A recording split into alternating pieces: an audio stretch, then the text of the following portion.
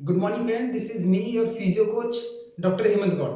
तो दोस्तों, आज मैं आप लोगों के साथ एक केस स्टडी शेयर करने जा रहा हूँ। कल ही मेरे पास एक पेशेंट आए थे जो कि कृष्णनगर शारदा से थे और उनकी पेशेंट की एज 73 ईयर्स थी और उनको नी जॉइंट पेन था और डॉक्टर्स के द्वारा, ऑर्थोपेडिशियंस के द्वारा उनको नी सर्जरी के लिए बोल दिया गया था।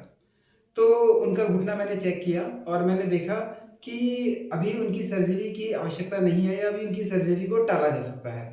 तो कहीं न कहीं वो बहुत ज़्यादा डॉक्टरों के पास जा परेशान हो गए थे और उनको पता नहीं चल पा रहा था कि क्या उन्हें वास्तव में सर्जरी की ज़रूरत है या उनकी सर्जरी को रोका जा सकता है।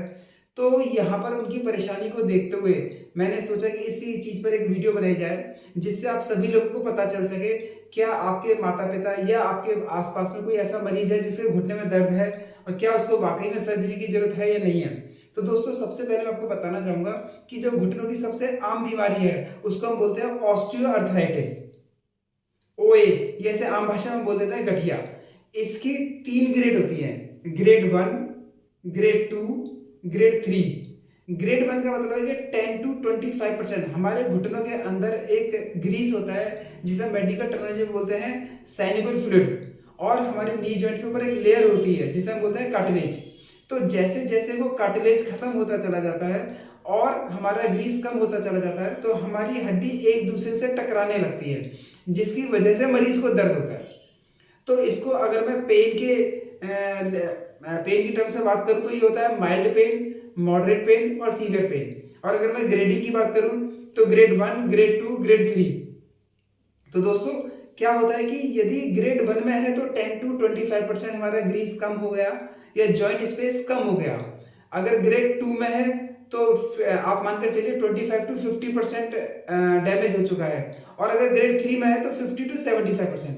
अब यहाँ पर जो अगली स्टेज आती है जब बिल्कुल सर्जरी की जरूरत होती है, उसे हम या तो ग्रेड 3 प्लस बोलते हैं, ग्रेड 4 बोलते हैं। और सिर्फ एक्सरे देखने से ये नहीं पता लगता, जरूरी नहीं है कि आपको हर बार मरीज का एक्सरे ही करवाना पड़े। यहाँ पर मैं आपको एक बहुत छोटी सी टेक्निक बता रहा हूँ जिसकी मदद से आप कभी भी किसी को भी देख के पता चल सकता है कि उसको घुटने कितने स्वस्थ है कितने नहीं है। साथ ही साथ यदि आपको घुटने का दर्द नहीं है तो आने वाले 25 साल 50 साल तक आपको घुटने का दर्द होगा भी नहीं। तो इस टेक्निक को बोलते हैं, इस एक्सरसाइज को बोलते हैं आपका हील टू हिप।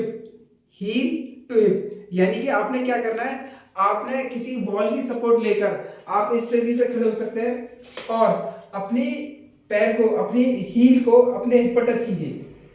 यदि आपकी हील आपके हिप पर टच हो रही है तो इसका अर्थ है कि आपके घुटने पूरी तरह से स्वस्थ हैं। हाँ, अगर किसी का कोई ट्रॉमेटिक इंजरी है, किसी का कोई एक्सीडेंट हुआ है, किसी का कोई झटका आया है तो वो एक अलग सिनेरियो है। लेकिन अगर मैं गठिया की बात करूं तो अगर आपकी हील आपके हिप को टच कर रही है तो आपको परेशान होने की बिल्कुल जरूरत नहीं है। अब इसमें हम ये देखते हैं पेशेंट को कि उसका कितना डैमेज है, उसी के आधार पर किया जाता है। और दोस्तों, यहाँ पर एक टेक्निक है जिसका नाम है मम्टी। इस टेक्निक के अंदर वर्ल्ड की जितनी भी एडवांस फिजियोथेरेपी टेक्निक है, जैसे कि मलिगन टेक्निक, मैनुअल थेरेपी और भी कई सारी टेक्निक है, उनके कॉम्बिनेशन की मदद से जो ग्रेड 3 प्लस में है या ग्रेड 4 में है, जिनको सर्जरी पूरी तरीके से रिकमेंड कर दी गई है, ऐसे कम से कम 80% केसेस में हम लोगों ने उनकी सर्जरी या तो पोस्टपोन करा दी है या पूरी तरह से कैंसिल करा दी है। तो यदि आपकी जानकारी में ऐसा कोई पेशेंट हो तो आप उसे एक बार हमारे बारे में बता सकते हैं। हम ये तो नहीं कहते कि 100% पेशेंट का पूरी तरह से उसका ऑपरेशन कैंसिल हो जाएगा, लेकिन हाँ, 80% केसेस में रिजल्ट आता है। इसी के साथ मैं लगातार आपको अपडेट करता रहूंगा। This is me your physio coach doctor Hemant Gaur. Bye bye, take care, keep learning, keep growing, bye bye.